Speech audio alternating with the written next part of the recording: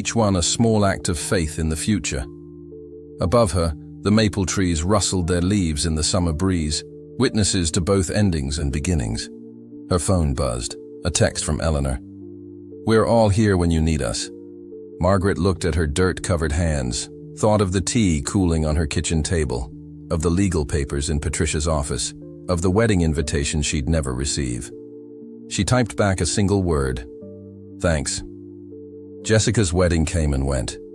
Margaret watched it unfold through Linda's Facebook feed, the only window she had left into her family's world.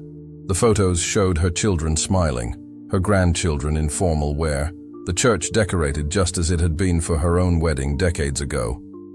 But it was a photo Linda hadn't meant to share that caught Margaret's attention. In the background of a group shot, partially obscured by flowers, sat an empty pew. The family pew. Her pew. No one had taken her place. The legal proceedings moved forward with the steady rhythm of justice. Patricia proved to be a formidable advocate, methodically dismantling the walls her children had built. David's firm withdrew from representing him in the matter, citing ethical concerns. Sarah's financial oversight was deemed unauthorized. Michael's silence became legally irrelevant. One by one, the restrictions fell. But victory tasted different than Margaret had imagined. Each legal win felt hollow, each restored freedom shadowed by the cost of claiming it. The support group understood. They'd warned her that winning wouldn't feel like winning. It would feel like surviving. "Mrs. Chen," Patricia called one autumn morning, "the judge has made a final ruling. You have full control of your accounts again, and the medical proxy has been returned to your original choice." Margaret thanked her and set the phone down carefully. Outside, the maple trees were turning golden, preparing for their annual surrender to winter.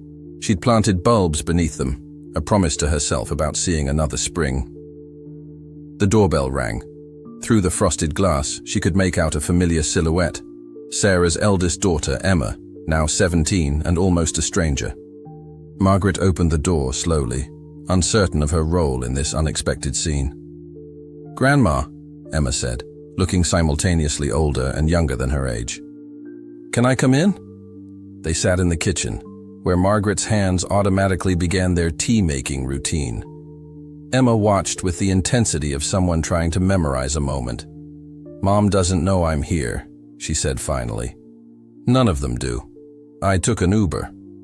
Margaret nodded, letting the silence